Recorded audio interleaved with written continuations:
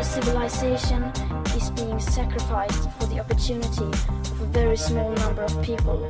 We urgently need financial, political and social innovations that enable us to overcome this structural dependency on growth. We need to change the system. This isn't cleaning up the beaches in the case of plastic a little bit faster. That's vital, that has to be done. But you need to stem the flow. Go Simone explores sustainable change and the women inspiring it. Who are they? What made them who they are? How do they read the world they live in? Our guests share their story, roots, passions and hopes for the future. They tell us more about the alternatives and strategies they developed to tackle climate change. I dare you to be great. Go on, stand up and speak out. We get to determine what the future is. Let's engage in the big questions of our time, not the ones we already know the answers to. Ask questions, big ones that make a difference. And once you find the answer, let's make it happen. These are words from Polly Higgins in her last book, I Dare You to Be Great. Polly Higgins was a UK lawyer who fought for the recognition of ecocide. She passed away early last year, leaving a vast legacy behind her. The work she pioneered continues through her organizations, Ecological Defense Integrity and Stop Ecocide, that she co-founded with Jojo Mehta. Jojo is our Simone today. She has been working closely with Polly Higgins since 2014. With Jojo, we talked about communal living, ecocide law, the International Criminal Court, closing the door to dangerous industrial activity, tenacity, and the masculine and the feminine. This episode has been recorded remotely, Jojo Mehta being based in the UK. Hi Jojo. Hello. Thank you for joining me today at Go Simone. Thank you very much for giving us some time. Thank you. It's a pleasure to be here. I will start by going back to your roots, and I was curious to know where you grew up and what kind of childhood you had. I grew up in a Cotswold town in the UK called Stroud. It's a country market town. It's now quite well known because it's also the birthplace of Extinction Rebellion, and the founders were friends of mine and Polly's. I travelled around and lived in various places, but when I had children, I came back to my hometown to bring them up here. I guess my childhood was, to be honest, I spent most of it with my head in a book. And I was always a hugely imaginative child, I guess. What kind of relationships did you have with your parents? What type of souvenirs do you have from your childhood, apart from being just caught up in your books? Well, my mother is a singer and a songwriter and a poet, and my parents met playing music together. So they're musicians, they're also both teachers. And there was always a very strong thread of connection to the earth and care for nature. So I guess those things were very much part of what I was aware of growing up. My father was very ill when I was younger and couldn't walk very much. So there was a kind of always a bit of a sense, I suppose, that perhaps I didn't run around as much as some kids might have done with their dads. But it was always pretty harmonious. We had quite a relaxed family atmosphere, and we also always had additional people in the household, which is something that my mother grew up with and I did too, and now we do that also with our family. We have a kind of almost this like a semi-communal way of living with housemates as well as our family, and that is, I think, quite unusual. But without it, I wouldn't be able to do what I'm doing because I wouldn't be able to have the attention on my children that they need. You then chose to study languages and anthropology. What oriented you to these fields? I always loved the written and spoken word, and I had a natural talent for languages and also for accents, I suppose. I picked up languages and often spoke them without an accent, which is something that my mother also did. So it always felt natural to me to gravitate towards languages. And although what I've sort of done subsequently in my, I wouldn't say career because it's been sort of very varied, but it always has had a sort of recurring theme of communication. I think with the anthropology, it was a fascination with other cultures and, you know, working out how it was that different people experienced the world, different cultures experienced the world, and particularly cultures that had a different and very direct relationship with nature. And how did you become an environmental activist? I think in part it was ingrained. As I say, I grew up with parents who very deeply cared about nature. And I think I was probably an armchair activist, as you might call it, for several years. But the issue that really got me out of that armchair was the issue of fracking. When I heard about unconventional oil extraction, or fracking as it's known, and that it was potentially coming to the UK, I started to research it, and I was deeply shocked by what I found out. The technique seemed to me to be full of potential technical problems, potential health hazards, and just the very nature of it felt like a violation. And I remember talking about it in my household, and my daughter, who was 5 at the time, overheard me and burst into tears. And she said, "Mummy, I don't understand. If they're poisoning the ground, surely they realise that they're poisoning themselves as well." And I just remember thinking, a 5-year-old is understanding this instantly. How is it possible, that this is continuing? And she said, "Mummy, what are you going to do about it? You've got to call them and tell them to stop." And of course, I told her that it probably wasn't that easy. But she said, "Well, who can you talk to?" And I ended up talking to our local member of parliament, and realised, when he kind of did that classic politicians thing of slipping out of every question I asked. And I remember coming out of that meeting thinking, that's never going to happen again. I'm going to inform myself, and I'm going to really take a stand on this. And so I became much more of an on-the-ground campaigner at that stage. And it was in that context that I met Polly Higgins, the lawyer with whom I co-founded the Stop Ecocide campaign. Could you tell us more about Ecological Defense Integrity Organization and the Stop Ecocide campaign and the work you do with your team of activists? Polly Higgins and I co-founded Ecological Defense Integrity in 2017 to carry forward the work that Polly Higgins had been working on for a number of years already, which is to promote the concept of a crime of ecocide, of making destruction and damage to the natural world illegal on the international level. And she'd been working on this for some years, and I began working with her in 2014. We always had trouble attracting funding for this work because it was seen as quite radical and quite risky. The bigger NGOs were not interested. They found it too controversial or too risky. And we concluded that it needed to be crowdfunded. And so when we founded this NGO, we then also founded this public-facing campaign, which is now called Stop Ecocide, in order to convey to the public what we were doing and to appeal for support. And that has worked really well, actually. We're by no means competing with the big NGOs in terms of the reach that we've got yet, but it has certainly enabled us to take the work forward.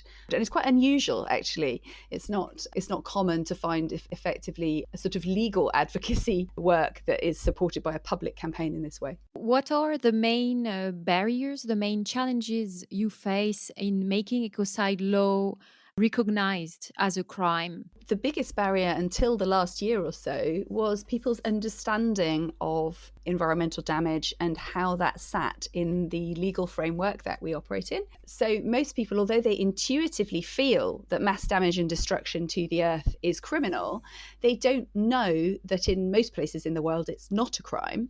They also don't know that it could be. And thirdly, they don't realise that they could potentially help. And I think it's important to realise that changing international law in the way that we're campaigning for is actually relatively straightforward, in the sense that to make an amendment to the Rome Statute. Now, the Rome Statute is the kind of top legal document in the world. It governs international criminal law, which essentially trumps all other law. And it currently lists 4 crimes: war crimes, genocide, crimes against humanity, and more recently, crimes of aggression was added. So we know that it is possible to add further crimes to that list. And so the idea is to add ecocide to that list. And in order to do so, it simply requires a head of state that's a member of the International Criminal Court to propose an amendment. And then once a majority of the next sort of meeting has nodded it forward, it needs a 2/3 majority to actually be included in the document. And the procedure is relatively straightforward. It's not like drafting a new law where you've got to thrash out all the details between all the state parties. There's a sort of amendment procedure which is relatively straightforward. And so one of the biggest barriers for our kind of moving forward, and it's beginning to break down now, and I'll explain that in a moment, is people's perception. They don't realise, firstly, that it doesn't already exist. Secondly, that it's possible. people. And so a lot of our job is kind of making people aware of the possibility of criminalising ecocide.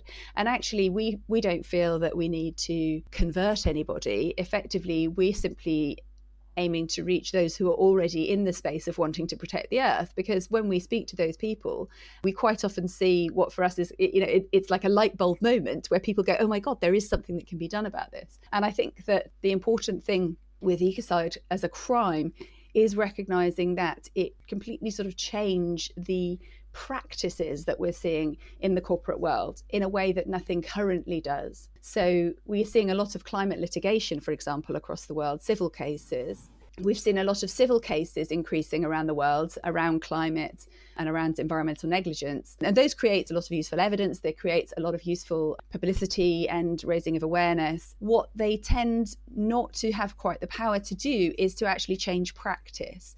When you change environmental regulation, which is where most environmental law sits, you see corporations changing their budgeting because they see it as a cost of doing business.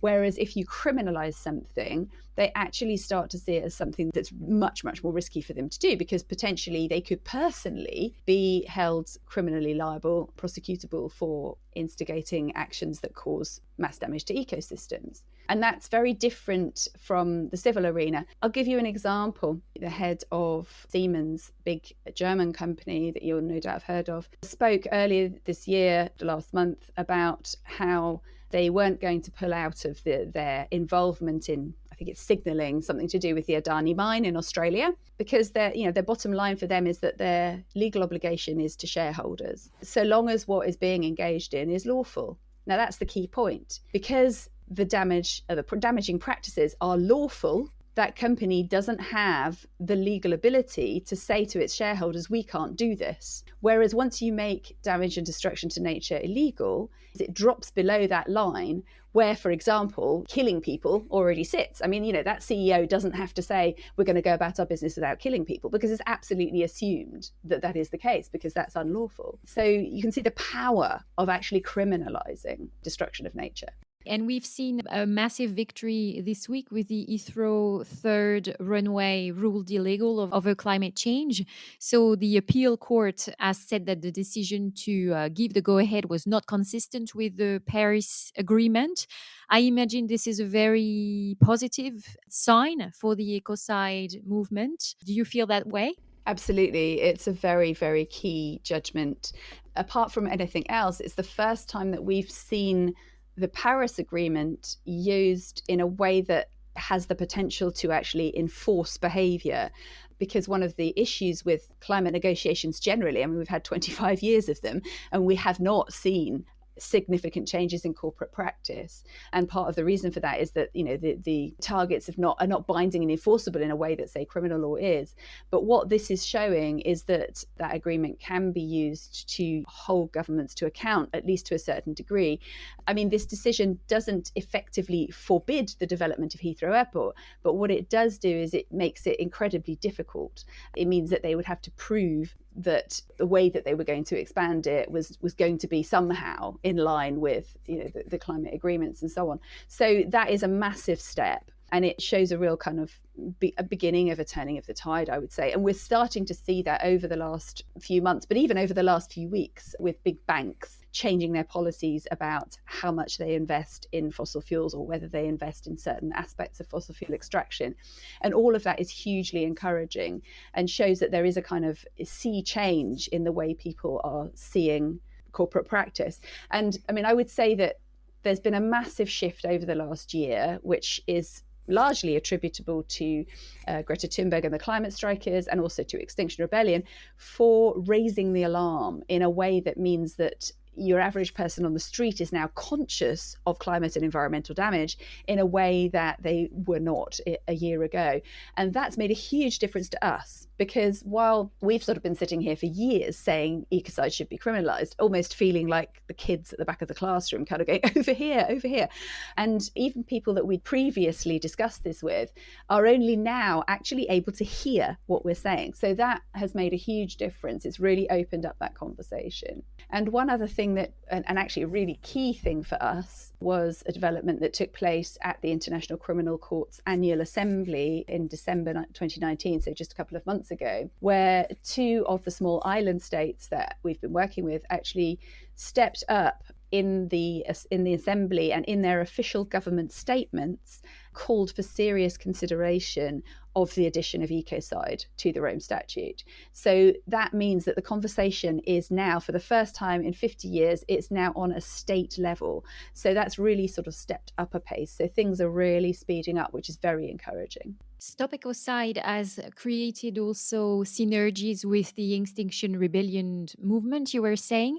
I read that it also provides legal assistance to their activists. Could you explain what are the legal tools you use to defend environmental activists in the current context? It's almost a kind of added bonus, if you like, of our campaign and the way it's set up. And this is a kind of ingenious idea of Polly Higgins, who originated the campaign with me. And that was that the crowd fund, that effectively when you join the Stop Ecocide campaign, you become an earth protector and you put some funds into the campaign, which then supports the legal and diplomatic work to take the crime forward at the international level.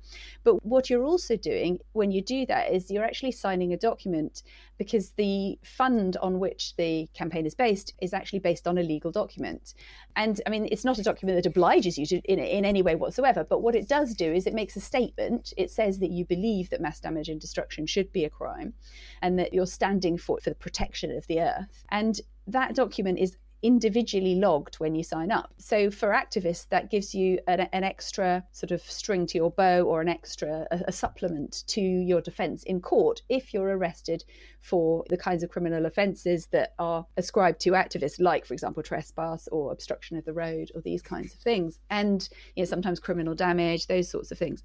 So what it enables you to do is it gives you primary evidence that you are not acting to cause harm. In other words, you're not a criminal, you're acting to prevent harm or to protect from harm. And because that document, and this is very unusual, that document has been legally rubber stamped right across the world. Like virtually every jurisdiction in the world has either notarized or what's called apostilled that document, which means that the document is valid in a court of law. So it's not like you just say, oh, well, I signed up to this crowdfunder. You can actually say, look, I have this document that's been legally acknowledged as valid right across the world. It doesn't mean every jurisdiction will agree with the contents, but it does mean that courts should pay attention to it. And what we found is that although it doesn't create a legal defence in itself, that doesn't happen unless a precedent is set in that arena. What it does do is it supports any defence that activist wants to put forward, because it allows you to use your freedom of conscience, which is a human right under the Universal Declaration of Human Rights. It's under Article 18. And people have the right to act according to their deeply held beliefs, so long as that is not, endangering other people. And of course, with the case of most direct action that's been in conjunction with the environmental and climate arenas, we're talking about peaceful direct action that's being taken to prevent greater harm, to protect the earth. And so this is a document that simply allows you to show, this is what I signed, this is what I believe, and that's what's led my actions. And it should also allow you to therefore give evidence as to why this was an act of conscience for you. How do you explain the current criminalization of environmental activism? Obviously, you're threatening really big money interests, so that's one explanation. But attention seems to have taken a level up lately. I mean, I think what we're really looking at here is the status quo feeling threatened. Historically, big grassroots movements, particularly when accompanied by legal changes, or often leading to legal changes, is that, that's a pattern that we see whenever the greater freedoms have been won in human history, whether that is, just looking at the last couple of hundred years, whether that's slavery, whether that's the suffragette movement, getting the votes for women, whether it's the civil rights movement. In all of those cases, you're seeing big grassroots activism, a big on the ground movement, and proposed legal changes that kind of go along with that. And whether people are historically aware of that or not, certainly the powers that be, if you like, or the big economic influences and interests will be aware that that is a very real danger, if you like, to their current mode of operation, and that feels very threatening. We're also seeing, obviously globally, we're also seeing a kind of rise of far right type move, politically speaking, and the sort of activism in that context is, again, it's seen as threatening. What's interesting, though, is that when we look at, I mean, certainly in the UK, when we look at what's happening in the courts, the higher up the court system you go, in fact, what we're finding is the more liberal, if you like, the judiciary are. So we've had a couple of cases, I mean, obviously the Heathrow case this week, but just looking at, there was a case last year where 3 fracking activists were convicted and actually jailed, and that was appealed. And at the appeal court level, the judiciary, effectively, they were released. The conviction was overturned. And the judiciary basically were frowning upon this, saying, look, these are human freedoms here, and this is a completely disproportionate reaction to what was happening. So we're seeing a kind of interesting contrast, in a way, between the judiciary and the politics and policing that are kind of going on here. But I think the key thing is that what we're looking at with the climate and environmental movement, and what Ecocide law would do at a legal level, is we're looking at the clash of mindset. We're looking at very long-standing way of looking at things in the West and the wealthy global North, which is that it's one of separation, it's one of domination of nature. And it goes back, it's a kind of dualistic approach that goes back, actually 2,000 years, goes right back to Plato, runs right through the Catholic Church, straight into the Enlightenment. There's constantly this split between the ideal and the real, or the spirit and matter, or reason and the body. All of this kind of split is so deeply ingrained in our culture that having people stand up for nature as opposed to treating nature as a resource or something to dominate is actually questioning that whole mindset. And that's why the indigenous voices right now are so important, because they have a profound understanding that we are all part of the same web of life. We are not separate from nature. And actually, that's about expressing a reality. That's simply the case. I mean, if you want to carry on thinking about, the economics of perpetual growth and, infinite resources, then, you can carry on believing that. But reality is going to catch up to you, because that is actually not the world we're living in. And in the same way as, if you believe the earth is flat, but you keep walking in one direction for long enough, reality is going to catch up with you. And the same thing is going to happen in regard to our interdependence with the natural world. And so what we're looking at here is really quite a profound shift in how people understand humanity's place on the planet. So, in a way that kind of takes the whole discussion up to, another level, a level of philosophy, a level of, deeply held, worldviews. You've been mentioning the resistance of the corporate world, but what about individuals? How do you feel the shift is operating? Do you feel there's a shift as well, sufficient enough to talk about a real system change? I think that shift is starting to happen. I think we're seeing people beginning to be much more conscious of their own imprint on the world, whether that's carbon footprint or whether that's their usage of resources and how they treat the nature that's around them immediately. But I think to see real system change, we actually need Ecocide law as a piece. It's like a very, very significant missing piece that can actually change things at the systemic level. I mean, I often find myself in conversations with people who feel like they want to do their bit, but they also feel a bit powerless, because when it comes down to it, the big decisions about, for example, I drive a fossil fuel car. I drive a fossil fuel car because I can't afford an electric one.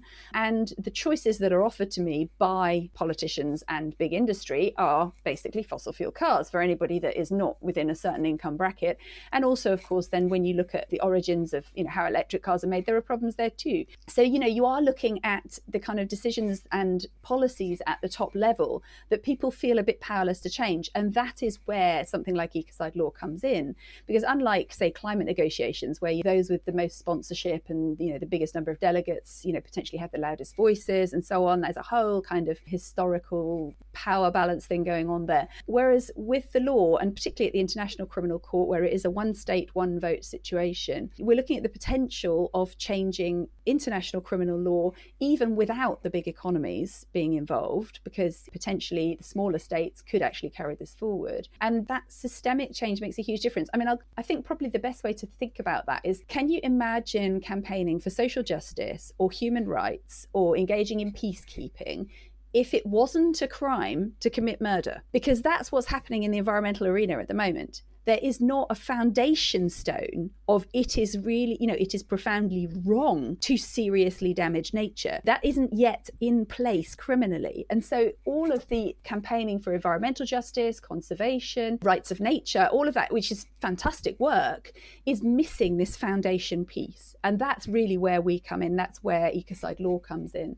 And that's what we feel is really needed to actually really shift this. Because yes, although people are absolutely starting to move in the right direction, the latest science tells us there's not a lot of time to turn this around. And so changing something at a fundamental level like the law makes a huge difference, and well before it comes in. So even now we're starting to see this change with, banks starting to look at what they're investing in. Now, can you imagine once a country actually proposes that change in international law, those banks and those insurers are going to be going, okay, my God, this is coming. We don't know exactly when, maybe sort of 3 years, maybe 5 years, but it's coming. So we need to really look at what we're investing in.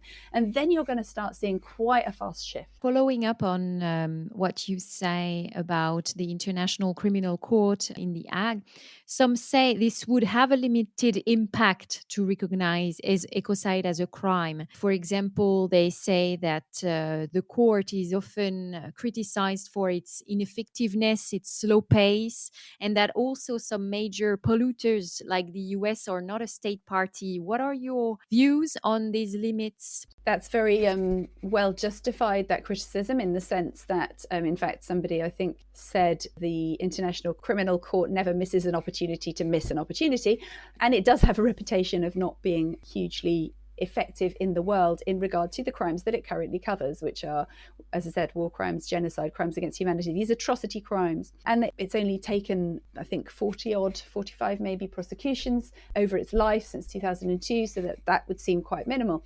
However, what you have to realise is there's several reasons why it makes a lot of sense to nevertheless move forward with adjusting that list of international crimes. One is that ecocide has a different nature to the other atrocity crimes. So a mass murderer, potentially, often we're talking about heads of state or generals or leaders of rebel factions or so on, are often potentially they're going to go ahead with the awful things that they're doing, regardless of what anyone thinks of them, pretty much by the nature of what they're doing.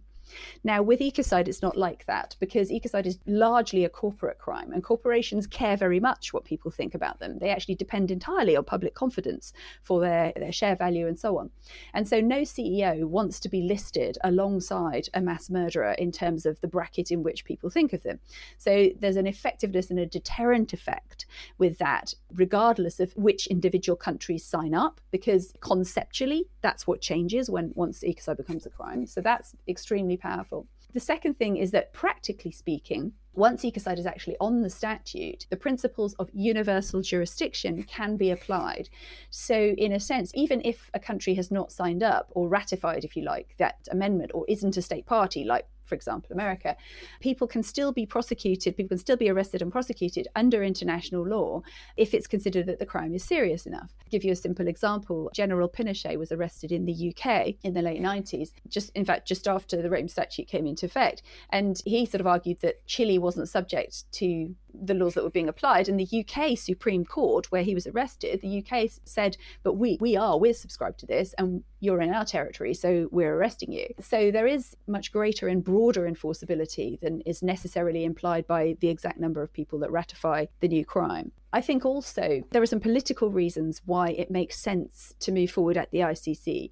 For example, there's been a treaty under discussion at the UN over a number of years, the legally binding treaty that is to do with transnational corporations and their responsibility for human rights and environmental damage. But that doesn't have a ready-made court jurisdiction where it could be applied. Whereas at the ICC, if you pass a law there, anyone who ratifies it, you're instantly accessing the criminal justice systems in all of those countries. Now, every country has a criminal justice system. And so what happens is that you automatically access those justice systems. So effectively, let's say the UK ratifies ecocide crime, at the ICC, it has to then incorporate it into its own penal code, and it has to prosecute it in its own country. And because ecocide is a corporate crime, you're actually ending up with a situation where people can prosecute in their own countries for this international crime. So it's not all dependent upon people actually being prosecuted in The Hague. That's a last resort. That's when a country can't or won't prosecute, which with heads of state who are committing war crimes, it is understandable. But with ecocide is less likely to be an immediate recourse. So it's more practical than might first be seen to be the case. And the other political reason is that individual jurisdictions, and this was shown very clearly in France last year, where their government discussed twice whether to add ecocide crime to their criminal law, but they rejected it.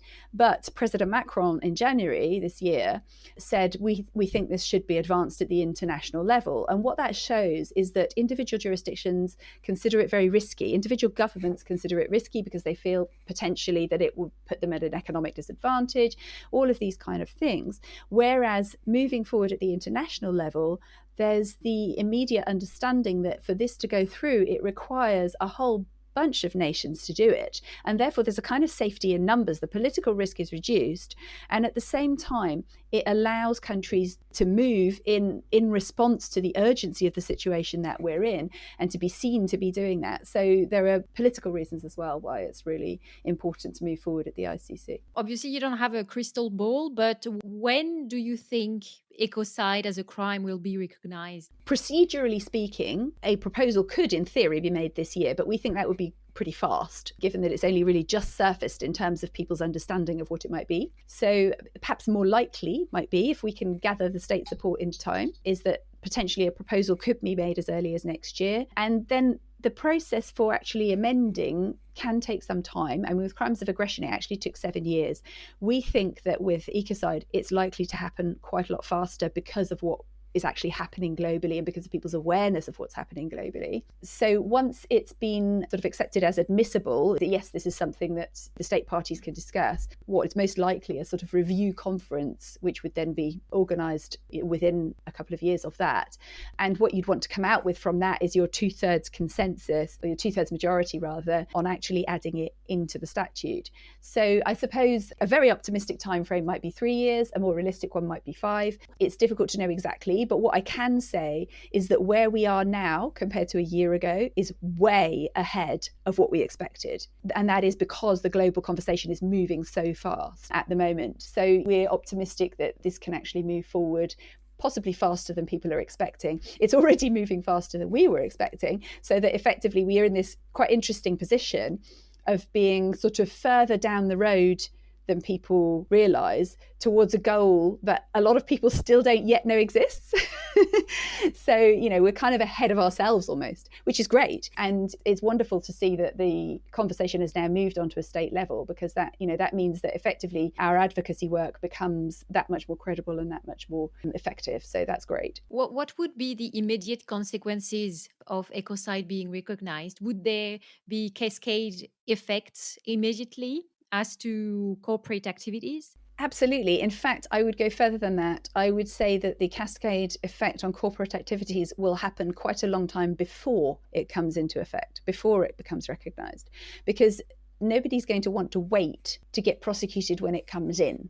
In a sense, the power of making this visible and of putting a proposal forward that has a certain time frame that it needs to go through, it creates almost an automatic transition period. On a grand scale, it's a bit like the European data laws or whatever that came in last year, where people they could see it coming. They're like, okay, we've got a certain length of time to become compliant with this new law that we can see is coming, so that everything's in place for when it happens. I mean, people often ask me, who would you like to see in the dock? What would be your first prosecution? And obviously, having come from an activist background myself, I can think of a few.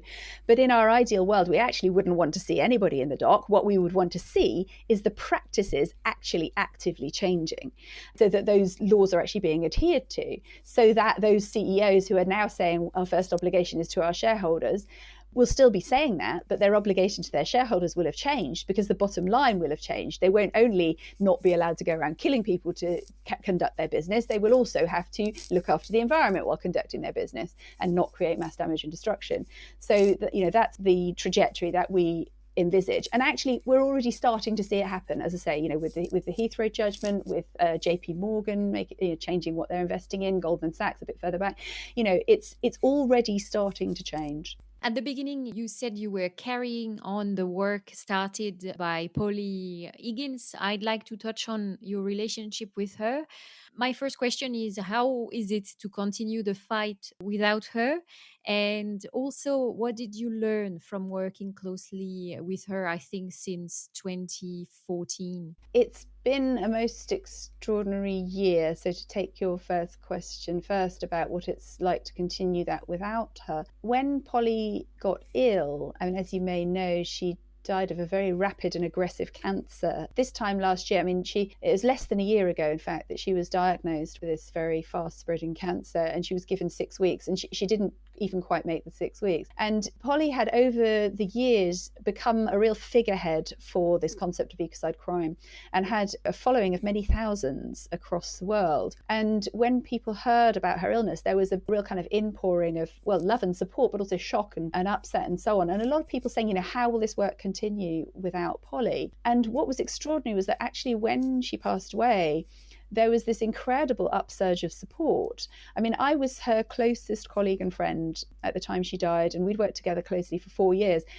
What I didn't realise, obviously, during that time was that effectively what I was getting was a very close, detailed one-on-one training to kind of step into that space. But what I'm doing is actually in a way quite different to what Polly did. She was the pioneer, she was the visionary, she was the figurehead, if you like, of this. What's now happening is that although I'm now the key spokesperson for the work, I feel my task is really about coordinating, because what's happened is that I find myself now with a team that's tripled in size since Polly's death, and that now has a campaign side that is expanding already, that's already expanded into the Netherlands, into Spain, and we've got people in France and Italy and other places also wanting to sort of take this up. So it's really expanded to quite an extraordinary level. And in practice, sort of from the personal side, if you like, what it meant in practice was that when Polly died, I literally didn't have time to grieve. It took about 3 months before I even had the space to I got so exhausted in the end, I think, that I was finally sat down and had a really good howl about the fact that I'd lost my best friend. But during that time, it's like the momentum of the work was so strong that I simply had to step into that and carry it forward and start coordinating those teams and working out how we were going to move forward. So it's been quite an extraordinary sort of roller coaster, I suppose, in that way. And first and foremost, I learned an awful lot about ecocide law and its potential and how it could be achieved and how it would fit into the current legal framework and how it would change it, all of that stuff. But in terms of ways of working, Polly was very unusual. She was very creative with how she approached the law. So she didn't see it as something fixed, and she saw it as an arena for taking action that could actually change, create societal change, both by kind of expanding the boundaries of current law, which in a way it's actually reflected very well in the way that we set up the public facing campaign with this document that activists can use, and that actually lawyers often find quite flummoxing, because it's not a usual way of using a legal document or using a human right in a criminal court. It's all about making yourself heard rather than getting yourself acquitted. And so she was very creative with how she approached the law, and with the whole Ecocide mission, if you like, it was always something more than just about changing the law. So she was very conscious that it was about changing worldviews, that it was about something quite profound in the way that the effect that it potentially had. And she was also hugely single-minded, and she had to be, because actually for many of the years that she was advocating for this, a lot of people just simply dismissed it out of hand and said, look, that's never going to happen, no one's ever going to do that, why are you bothering, it's a complete waste of time. And of course it's now become obvious that that's not the case. So tenacity and perseverance were absolutely lessons that came out of that. But also working with Polly was never dry. It was actually very exhilarating. She was always a hugely playful character. She's very inspiring, very non-judgmental as well, very compassionate in the way that she communicated with people. And so she had an amazing ability to kind of have people feel safe while subtly kind of changing their view of the world and having them kind of understand where she was coming from. So that was a really extraordinary thing to witness and learn from. And in fact, just next month, there's a major publisher in the UK that is bringing out a republication of her third book, which is not a legal book, interestingly. I mean, she wrote Eradicating Ecocide, which set out the legal premise. She then wrote a book called Earth is Our Business, which talked about, so corporate responsibility effectively and how the law could affect that. But this third book was more of a kind of inspirational journey, and it's called Dare to be Great. And it's about kind of stepping outside the box, using the skills that you have and the experience that you have, but to take things in a new direction, or to actually take transformative action, I suppose. And that's hugely inspiring. And she had this kind of view that if you describe us as ships, I mean, you may have heard this saying before, but it's the kind of ships are safe in harbour, but that's not what ships are for. And she always had that kind of attitude, great ships are meant to sail the high seas, and kind of, in a sense, wanting to kind of draw out from everybody that ability to sort of step outside the box, or that ability to really carry a step further where your inspiration and your skills lie, and have them therefore kind of really shine in the world. So that was an extraordinary, I want to use the word vibe, and it's an extraordinary atmosphere, vibe in which to work. And that's something that will always stay with me. You said in an interview that I was watching from you, for me, this is a deeply exciting time to be alive. How many generations get to take action that could influence the future of their entire species? I would not want to be anywhere else. What would you say to people who are scared, who are paralyzed by fear to take action, or who have the impression that it's too big of a task? I would say join us. I would say become an earth protector. I would say have a look at what we're doing with regard to ecocide law, and perhaps there will be a little light that appears at the end of that tunnel, because in practice, my experience and the experience of our team is that we really see this in people when they hear about this particular piece. It's like a particular piece of the jigsaw that even people who have been in quite a state of despair, when they realize the achievability of doing this and the potential effect it can have, there's this kind of moment where you see the light go on in their eyes, and they kind of go, oh my God, there actually is some hope that there's something that can be done. There is a way that this ship could be turned around. And that, I would say, is hugely inspiring. And what we've also found, and I think has been also found by psychiatrists, if you like, is that inaction is the worst thing in this kind of context. If you're feeling scared and you're feeling panicky and you're feeling despairing, the best thing you can possibly do is take some kind of action. And even if it's that small action of going and becoming an earth protector on our website, or even if it's a small action of seeing what's happening in your local community to protect your community, to protect the earth around you, and to make those networks more resilient in the face of what's coming, that will be encouraging. That will make you feel better, because taking action is always more encouraging than not taking action. Another topic I would like to touch on is ecofeminism. Go Simon looks at the special links, the strong tie that women have with nature and its protection. Is it something that resonates with you? Very deeply. It's fantastic that you bring that up. I do think that when we're looking at this shift in worldviews that I was talking about earlier, I think this is deeply, deeply connected to the question of the masculine and the feminine, because there is a way of perceiving and caring and connecting that seems, this whole understanding that we're deeply connected with nature and with the world around us seems to come more easily for women. And of course, women fundamentally are the generative force in our species. They're the ones that carry forward life. And I remember doing some research long time ago when I was a student back at Oxford, doing some research in Italy around women in power. And I interviewed a woman who was, at the time, she was head of the European Commission, I believe it was, one of the bodies of the EU. And I said to her, if there were more women in power, do you think we would see a reduction in conflict in the world? And she unequivocally said, absolutely yes. So there is something about our mindset of competition and conflict, which is strongly associated with this thousands, hundreds, if not thousands of years of patriarchy. And I think it's also really important to look at the dynamic that our perceptions of that are not always the most constructive, either for men or for women. You know, this is not about demonizing men per se. Men in our culture are brought up, in a sense, our culture has induced a certain hierarchy and so on. But in reality, I do believe that the masculine and feminine energies are different, and I do believe that what we're seeing now is an increase in the energy of women and of the sort of creative life energy, if you like, the energy of protection and caring and generation. And the best complement to that is support and holding rather than domination, obviously, and that whole kind of tradition of go-getting competitive side of the patriarchal culture. It's interesting that those who work with us, in fact, our team is very, very heavily female dominated. We've got a few guys in our team who are amazing, but we have mostly women.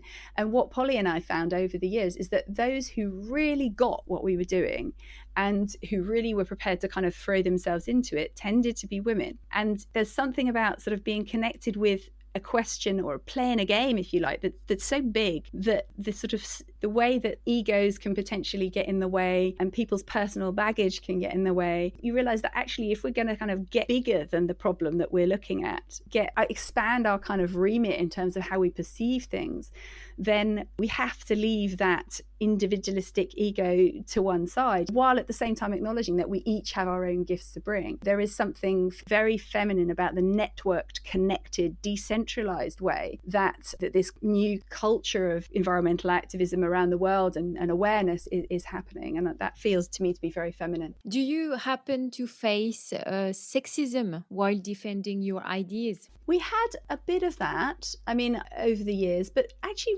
relatively little, actually. Nevertheless, I mean, what I would say is that at the level of international diplomacy and also in the legal profession, it is still quite a male arena, but it's definitely changing. But I also think there's a way in which how we convey ourselves and how we understand ourselves in the context can also attract or disperse those kinds of antagonisms. If I wanted to, in my everyday life, to constantly be perceiving sexism, I could probably find it in a lot of places. Whereas what I tend to want to sort of, in a sense, try and live by example and behave as if that's not the arena I'm in, because I want to actually change the attitude of that arena. So to continue behaving without that in the picture, then that's not to say, to stop clocking where it's happening, because it is clearly happening everywhere, but to, I suppose, to kind of assert a different way of being nonetheless,